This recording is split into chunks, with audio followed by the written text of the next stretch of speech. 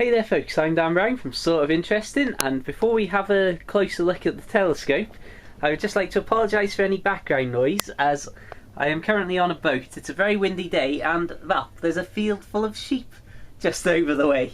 So this may not be quite the clean audio that you may see in my other videos, but anyway, let's dive in. Alright then. Well, this is the Skywatcher Heritage 130p telescope on a wooden Dobsonian base, as you can see. And, well, let's have a proper look from the start. Now, obviously this is roughly what it's going to be like when it's in storage. And obviously you've got your big cap on the top, so we'll take that off. You can see there, nice big 130mm mirror at the bottom. And from my use so far, which currently is limited, which is why I'm still not doing a proper review, I am very impressed with it. If we flip it around on the bottom there, you can see you've got the screws to adjust the big parabolic mirror at the bottom there. And, well, telescope is pretty much exactly what you would imagine. The focuser here, where you put in your eyepieces, let's whack the 25mm in there for argument's sake, is not your standard dial twisting thing. You spin the entire eyepiece itself and it basically screws up and down in the thread inside this part to act as the focus. That's just a thing that may or may not be to some people's tastes, but personally I've found it to be absolutely fine. You've got your finder scope here, which is a red dot finder scope, and I was very dubious of how good this was going to be, but I've got to say it's fantastic. It really does work. Obviously on that as well, after you've fixed it to the telescope, you can use that as your switch for on and off and to dim and brighten the red dot, and then that dial there and that one on the bottom both act as a sort of precision focuser, so that obviously you can get that and that pointing at the same thing. So it's easy to just look up through the back of that, locate whatever you're looking for in the sky, and then hopefully see it when you look through the eyepiece. One more thing before we extend it and have a proper look.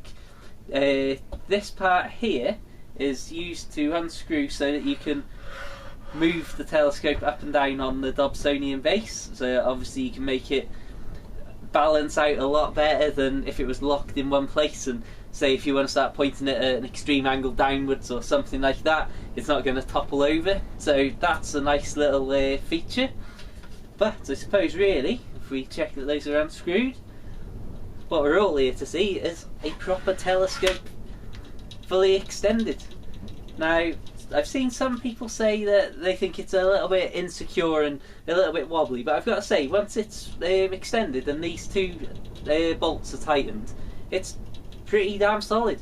And I've seen Jupiter, Saturn, the Moon, and a few bits around the sky around Cassiopeia, and everything from stars to the Moon to the planets has been crystal clear focus and really great so far. Anyway, yes, so this is what we're like when we are fully extended, and well, as you can see, it's pretty much exactly what you'd expect. You've got a very small bit of shielding, so when you look through, you've, well, hopefully protecting yourself from any light pollution. Seen other people like to have something proper that they'll wrap around there. Some people have made them out of foam, some people have got cardboard things, but from my very brief use of this so far, I'm happy with it how it is. And well, yes, once again, like I've said, you can see it's nice and sturdy and stable, and being able to slide that up and down obviously means that you can make sure it's not going to get too top heavy and topple over. Well, I'm hoping that this video is of some use to you, and we will go freehand with the camera now and dive in and just have a general closer look.